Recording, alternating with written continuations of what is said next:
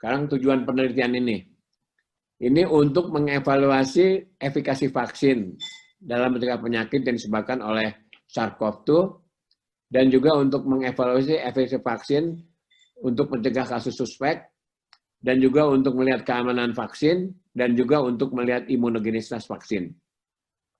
Apa arti dari efikasi? Ya, jadi vaksin ini tidak semuanya itu dikasih vaksin. Oke. 50% itu dikasih placebo, dikasih 50% itu dikasih vaksin. Nanti dilihat yang dapat vaksin berapa yang kena SARS-CoV-2, yang dapat placebo berapa yang kena SARS-CoV-2. Jadi dibandingkan kita bisa tahu efektivitasnya. Jadi orang yang nggak dikasih vaksin yang kena berapa, yang dikasih vaksin yang kena berapa. Sehingga kita bisa lihat efektivitasnya. Karena dalam penelitian ini 50% dapat vaksin, 50% nggak dapat vaksin. Tapi kita nggak tahu siapa yang dapat vaksin, siapa yang nggak dapat vaksin. Kita tahunya setelah akhir penelitian, setelah itu dibuka. Setelah disuntik 2 kali, kita ikutin selama 7 bulan. Kita baru ketahuan nanti. Ya.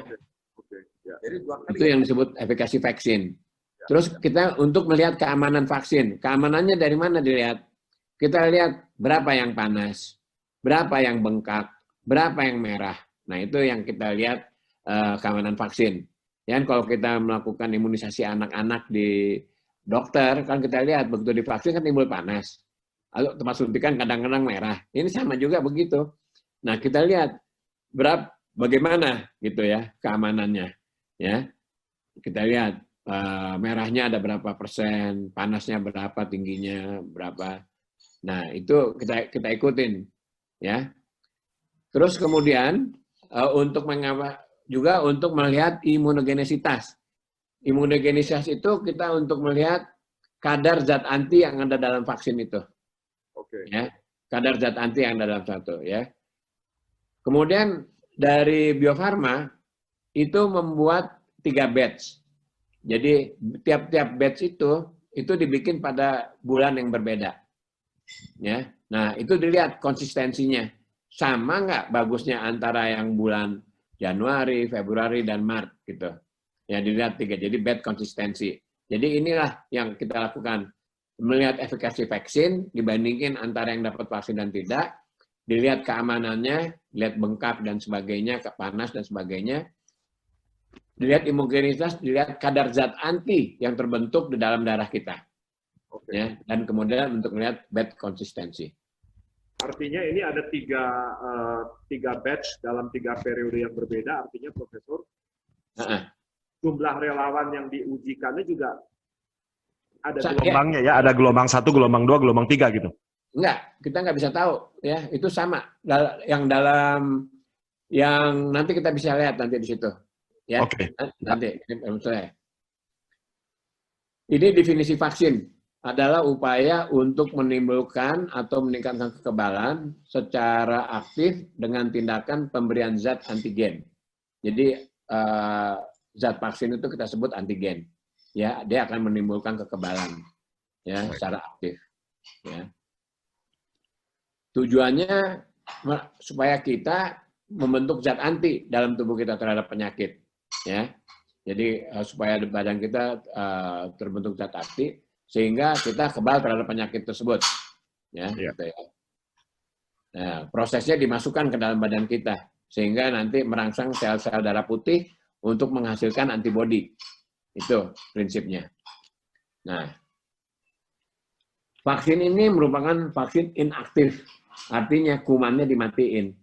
Jadi kuman yang dari orang yang sakit, ya, ambil virusnya, kemudian dimatiin. Nah, setelah kumannya itu mati, dan kita masukin beberapa zat yang akan menimbulkan zat anti, nah itu yang kita sebut inactivated vaksin. Jadi, kuman ini yang dimasukkan tidak akan menimbulkan penyakit, tapi akan menimbulkan kekebalan. Baik. Nah, dari zat ini, itu yang akan merangsang antibodi, karena di situ ada yang kita sebut epitop. Dari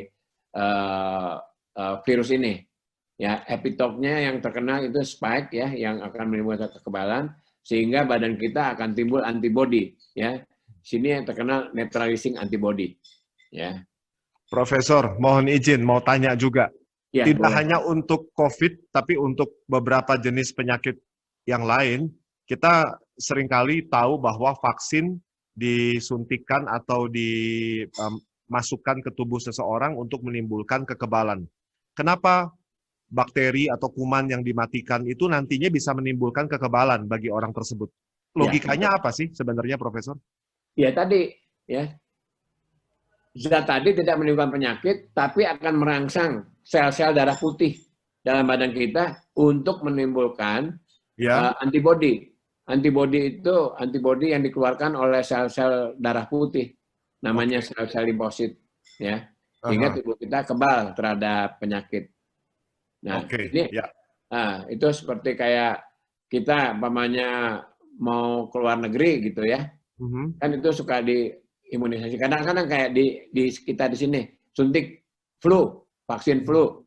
Khusus yang perempuan suntik vaksin HPV. Jadi untuk mencegah human papillomavirus, virus, ya, itu untuk mencegah kanker serviks kan, ya kan, atau untuk hepatitis B, ya, mencegah hepatitis B supaya kita nggak kena kanker liver gitu loh, ya. Kalau kita kena hepatitis kan bisa jadi B kena kanker liver. Nah itu begitu, ya.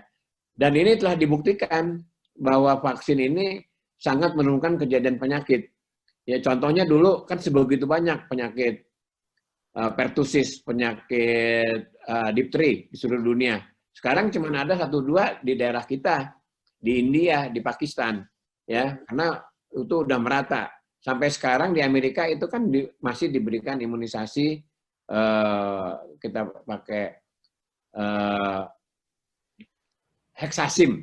Heksasim itu di Amerika itu dapat difteri, tetanus, pertusis, HIV, kemudian polio suntik. Kemudian ada lagi kasih PCV untuk mencegah penyakit paru-paru yang ada. Jadi yang diberikan adalah PCV 3 kali, atau heksasim. Kemudian kalau anaknya perempuan udah masuk SMA, disuntik HPV untuk mencegah supaya mencegah terjadinya kanker rahim. Nah ini begini, itu yang nah ini infektif vaksin ini merupakan yang terlama ininya, maksudnya yang paling dulu ininya, cara-cara untuk bikin vaksin, dimatikan, ya, jadi kumannya dimatikan kemudian disuntikan kita. Ini ada jeleknya vaksin ini karena antibodi yang timbul itu tidak terlalu lama dan harus disuntikan beberapa kali. Nah, vaksin ini akan kita suntikan 2 kali, ya. Kemudian setelah 7 bulan saya akan lihat kira-kira antibodi yang terbentuk itu berapa tingginya. Itu udah ada ukurannya. Sehingga nanti kita bisa memperkirakan kira-kira berapa tahannya vaksin ini. Apakah nanti perlu ulangan lagi atau tidak gitu. Ya. Baik. Ya. Jadi vaksin ini kita anggap yang kita sebut most traditional vaksin. Jadi dari dulu memang udah pakai ini, ya. Di vaksin ini dimatikan. Ya. Ya.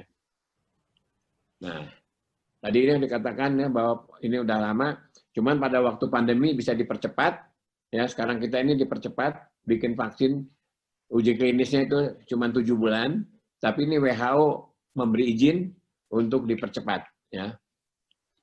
Nah, vaksin ini diberikan pada dewasa usia 18-15 tahun.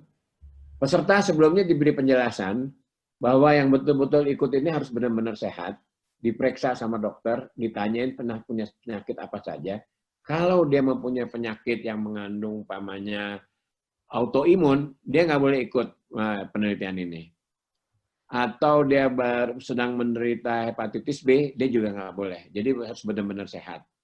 Nah, setelah ditanya-tanya dia ada sehat, itu baru dia itu akan di-swab. Di-swab, diperiksa apakah dia ada mengandung kuman dari COVID atau tidak, kemudian di PCR juga, ya. Kemudian diperiksa rapid test. Nah, setelah kalau mamanya ini baik, ya, dia nggak ada semuanya itu hasilnya baik, baru boleh ikut penelitian ini. Dan peserta mengikuti aturan dan jadwal uji klinis. Jadi kita tanya, bisa nggak ikut selama 6 bulan? Nanti ada waktu-waktu tertentu harus datang untuk diperiksa dan diambil darah. Karena mereka diambil darah itu, ya diambil darah, kemudian dilihat hasilnya. Jadi mereka harus datang kurang lebih 3 kali, sampai 4 kali, ya sehingga kalau nggak bisa, ya nggak ngikut gitu. Sehingga yang diikut sertakannya itu supaya gampang adalah orang-orang yang berdomisili di Bandung. Karena nanti akan datang, dipanggil, dan sebagainya. Nah, mereka itu setuju gitu ya. Bahkan sekarang ini yang mendaftar udah 2.400 orang. Ya, jadi tapi saya tetap kita semua yang datang duluan itu yang dipanggil. Saking pengen membantu supaya vaksin ini cepat selesai. Nah, ini targetnya 1.620 ya. Diperkirakan dia itu dalam 14 minggu. Kita rekrutmennya di 6 site, yaitu di Unpad 2 site, yaitu di Ekman di Fakultas Kedokteran, ya depan Hasan Sadikin. Satu lagi adalah di Batu Ukur di Unpad. Kemudian puskesmas, 4 puskesmas yaitu puskesmas di Garuda, puskesmas di Cembeluit, dan puskesmas Dago, satu lagi di Sukaparkir. Jadi ada 4 puskesmas. Pemilihan puskesmas itu adalah oleh karena kita memang udah sering melakukan penelitian sehingga mereka udah pimpinannya udah biasa melakukan penelitian, diajak untuk vaksin-vaksin yang memang dipergunakan secara rutin di puskesmas. Nah, di sini ya yang diambil darah ini sebanyak 540 subjek. Ini untuk tadi untuk pengujian imunogenisitas. Imunogenisitas itu kita ambil darah untuk melihat kadar zat anti. Kemudian untuk melihat konsistensinya. Jadi di situ ada 3 batch ya. Sehingga kita bisa lihat batch konsistensi. Ini diambil darah pada fenol. Fenol itu pada waktu kunjungan pertama diambil darahnya untuk melihat rapid test dan juga ya. Kemudian pada V1 ya pada waktu sebelum disuntik. V3 setelah 14 hari setelah suntikan kedua. Dan V4 pada akhir penelitian. Jadi nanti kita lihat pengambilan darahnya ya. Nah, untuk yang 540 subjek itu diperkirakan 1 bulan kita akan merekrutmennya. Dan yang untuk 1.080 subjek selebihnya ini nggak diambil darah, tapi akan ditanya-tanya ya. Dan ini perlu waktu kurang lebih 12 minggu. Yang ini adalah 4 minggu, ini 12 minggu, 3 bulan ya. Jadi semuanya kita perlu waktu semua sampai 16 minggu. Ya. Nah,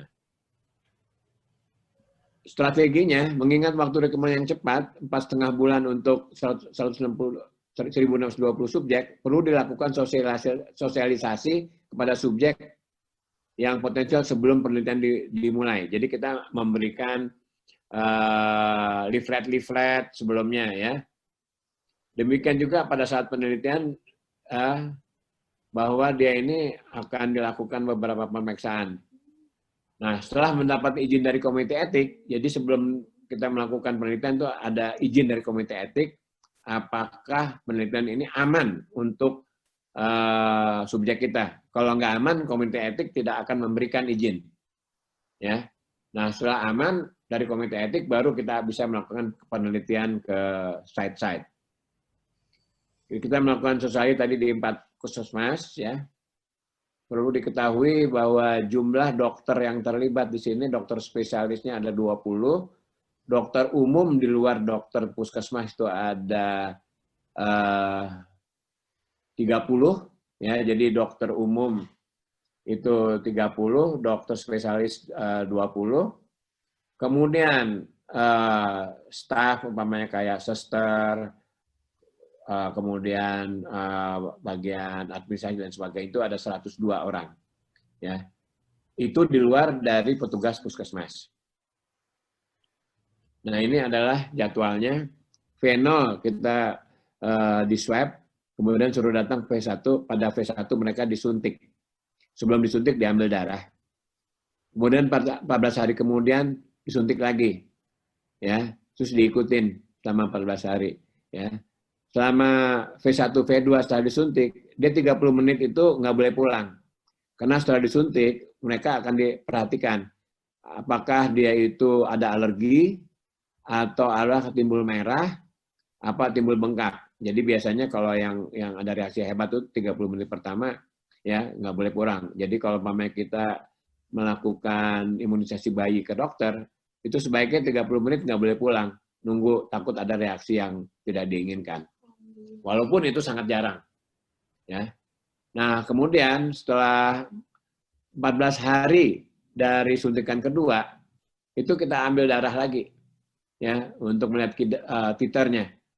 Nah, karena penelitian ini kenapa kita kasih 2 kali jaraknya 14 hari, supaya titer antibodinya terbentuk terbentuk dalam waktu yang singkat dengan tinggi. Kan biasanya kita kan kalau imunisasi sebulan-sebulan jaraknya. Tapi karena pandemi ini, kita harus mengejar dalam waktu yang singkat supaya titernya tinggi, jadi dikasih 2 kali. Gitu. Nah, ini adalah flowchart pada yang tidak diambil darahnya. Jadi yang sisanya tadi, ya, di luar dari 240. Jadi hanya dilakukan monitoring saja. Setelah dilakukan pemeriksaan swab, rapid test, itu, kemudian disuntik, semuanya disuntik, ya. Cuman ditanya-tanya udah gitu, ya. Apa ada panas, ada apa, kemudian dia adakah bertemu dengan orang yang COVID dan sebagainya. Jadi ini melihat safety monitoring, ya, semuanya selama 6 bulan. Yang disuntik tapi tidak diambil darah. Ya, ini sebanyak 10.000 sekian, 1.000 sekian, tadi yang diambil darah 540. Ya. Nah, ini yang dilakukan pada waktu kita datang V0. Jadi memang agak pelik kelihatannya, karena ini saya harus betul-betul teliti. Jadi sebelum dilakukan pemeriksaan, kita lakukan informed consent. Ini semuanya, ya, informed consent ini dia itu bersedia ikut dan bersedia mematukan cara-cara.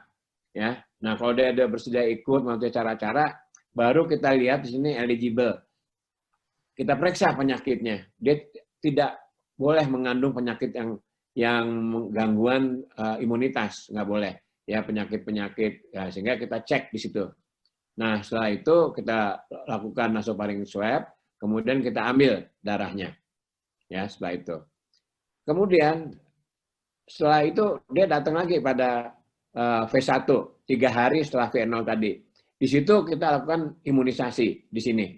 Tapi sebelumnya juga dilihat lagi eligible kriterianya, apakah dia memenuhi syarat atau enggak. Jadi dicek ulang selalu, bolak-balik dicek ulang. Untuk perempuan itu diperiksa tes untuk kehamilan. Ya, untuk perempuan diperiksa tes kehamilan, kemudian dilihat, kemudian diobservasi selama 30 menit, ya, kemudian itu kita lihat, kita tanya-tanya sebelumnya, apakah ada kontak dengan penderita COVID atau tidak. Ini yang pada V1. V2 juga hampir sama, ya. Dia datang lagi, itu ditanya lagi, dicek lagi dengan teliti. Jadi karena ini memang karena ini penyakitnya baru pertama kali, jadi kita harus betul-betul teliti, ya. Kita lakukan physical examination lagi, kita lakukan untuk perempuan tes ini kehamilan, kemudian kita injeksi lagi, kemudian kita tanya-tanya lagi, kita observasi lagi, seterusnya gitu ya sampai selesai, ya. Nah, ini yang pada ketiga, ini setelah 2 kali suntikan, kita periksa lagi, kita ambil darah lagi, cek lagi. Terus pada akhir penelitian kita lakukan nasofaring swab. Nah, ini physical kita lakukan pada akhir penelitian, kita setelah 6 bulan, kita periksa lagi badannya secara keseluruhan, ambil lagi darahnya, ya, sehingga udah gitu dia itu selesai ikut penelitian. Jadi begitu ketatnya kita melakukan penelitian ini, sehingga berkali-kali, tetapi sekali lagi bukannya berkurang, yang ingin makin banyak gitu. Sekarang itu yang udah mendaftar ada 2.400, padahal kita cuma perlu 1.620. Kebanyakan mereka ngomong begini, saya pengen supaya vaksin ini cepat ada. Saya bilang ini udah ada, nggak apa-apa, nanti kalau ada yang nggak masuk itu kan bisa kita panggil, kan kalau mamanya ada hipertensi atau punya penyakit itu akan nggak boleh ikut penelitian.